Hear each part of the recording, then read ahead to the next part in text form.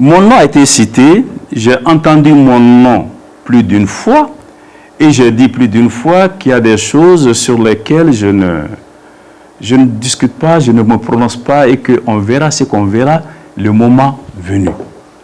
Ça, je l'ai dit, je le répète.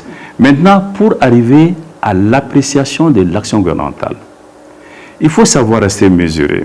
Je dis qu'il y a des acquis, mais il y a encore des choses à faire. Je vais être plus précis. Il y a encore beaucoup de choses à faire pour améliorer la gouvernance actuelle. Gouverner, c'est gérer les difficultés. Absolument.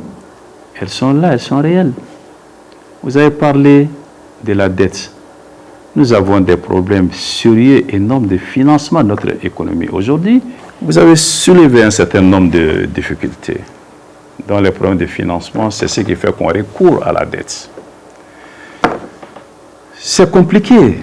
C'est compliqué parce que quand on regarde même les conditions dans lesquelles nous réussissons nos levées de fonds, la contribution des banques maliennes par rapport à ce que nous réussissons, ça veut dire qu'il y a des problèmes réels.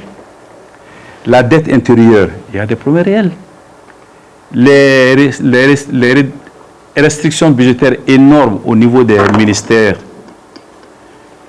la quasi-absence d'investissement, ce sont des problèmes.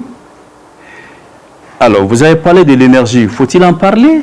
Ce serait une milliard si on termine avant que ça ne coupe, à moins que vous ne soyez sur un groupe électrogène. J'ajoute, vous ne l'avez pas dit, le coût de la vie et beaucoup d'autres choses. Alors, s'il y a tous ces problèmes-là aujourd'hui, moi, je ne me mets pas dans la seule posture de dénoncer et de critiquer. Je dis, nous devons travailler à la réussite de la transition. Ça signifie quoi? Prendre tous ces problèmes un par un, ne pas les occulter, les mettre sur la table et voir quelles solutions on peut y apporter.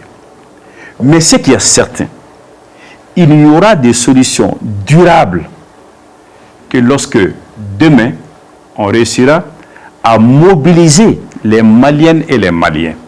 Parce que notre ressource la plus importante, c'est la ressource humaine, ce n'est pas la ressource financière.